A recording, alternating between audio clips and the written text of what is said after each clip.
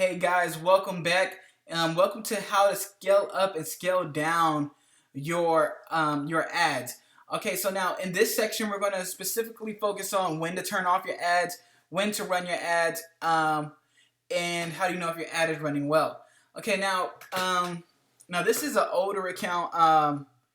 Definitely before we start setting up different pixels and stuff. So before you start scaling this stuff down and you check it out, you want to make sure that your pixels are set so that you can receive your purchase conversion value and amount spent. Okay, so now your screens are not going to look like this. You have to first create your own column, and your column section is noted right here. And so this is pretty much like how your screen looks. Now to get what we're looking to get, we're going to go ahead and choose customize column, and we're going to do some rearranging here. So we're going to go ahead and erase delivery, results, reach, and cost, and remove end, schedule, and relevant score. So all you should have left now is campaign name, budget, and amount spent. With that, you're going to go ahead and click on CPM, which is the cost per 1,000 impressions, CTR, your click-through rate, and you're going to go ahead and click all. CPC, cost per click, you're going to go ahead and click link. You're going to type in link, you're going to click on link clicks. Next, you're going to type in purchase. This is all based off of your purchase pixel, which is located right here, and right here. Okay?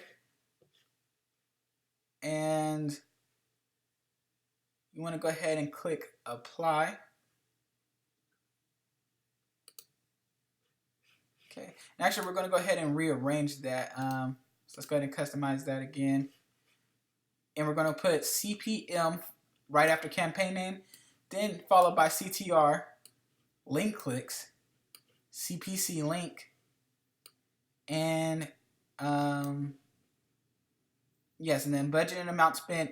And right after amount spent, you're going to put your purchase conversion, your purchase fixed blue pixel, and then your cost per purchase.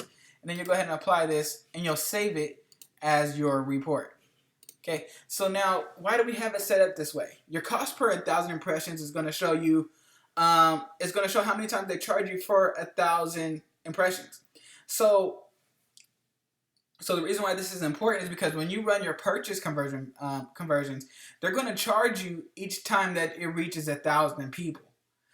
So that'll let you know how well your ad is doing. The more that you're getting charged for it, the less. So the more that you're getting charged means that the harder it is for you to gain impressions, and also by a certain amount you should be receiving some money from it.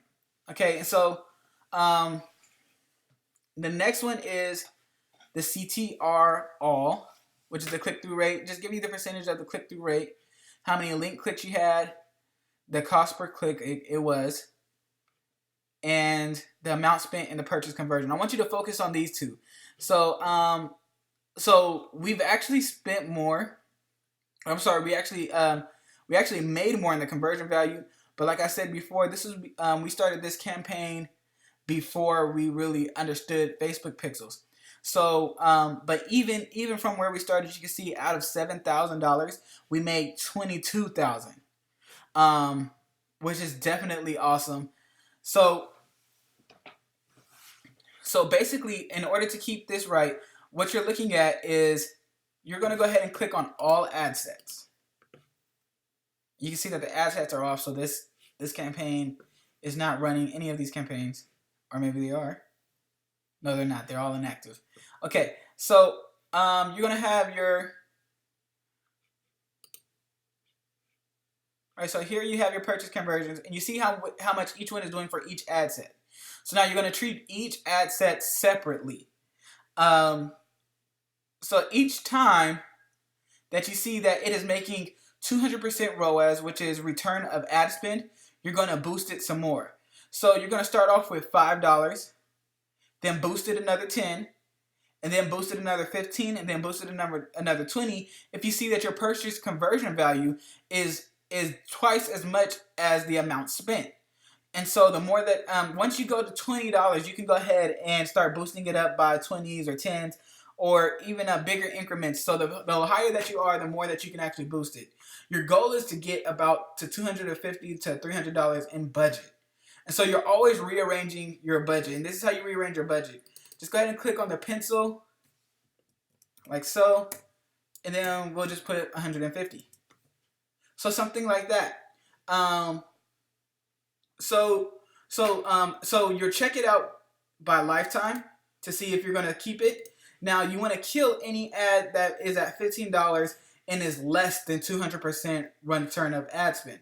So if you did not make twice as much as you spent in ads, in revenue, then you want to go ahead and turn that off. And so that is in gross.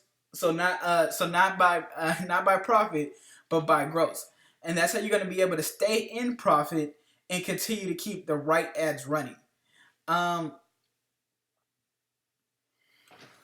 So when you're looking at this as well, another way to kind of filter it is to create a filter with the cutoff, which is going to be everything active that is over $15. And so what this does is when you save this, and I'll show you exactly how to make this as well. So all you have to do is just go to filters, create a new filter. We're going to go ahead and change it to delivery is active, apply it, and then also, so that shows, so because there's nothing on right now, it's not showing anything, but it's going to let you know that, but in yours, it'll show everything that is active, everything that's running right now. And then the next thing that you want to do is if the lifetime spent is greater than $15. Right, so that means that it has passed the $15 mark, and now it is ready for judgment to see if it is a good ad or not. So if it is more, so if it has not made 200% ROAS, then you want to go ahead and cut it off. If it's made pretty close to it, you can kind of leave it where it is, or if you feel like it's a promising ad, or you may have to make some adjustments to it, you go ahead and wait till 20, but no more than 20. If you make any full adjustments to your ad, like change the targeting, you want to do it as a brand new ad set. And so this is pretty much the bread and butter to how to scale up your ads. You also want to check it on a day-by-day basis too. So check it by lifetime to see if you want to cut it off completely. Then to see if you want to scale it up or if you want to scale it down. What you want to do is you want to go ahead and click on the day. So see how it did. See how it did today, or if it's a brand new day, see how it did yesterday. And then if it did 200% of what it made before, go ahead and add more money to it.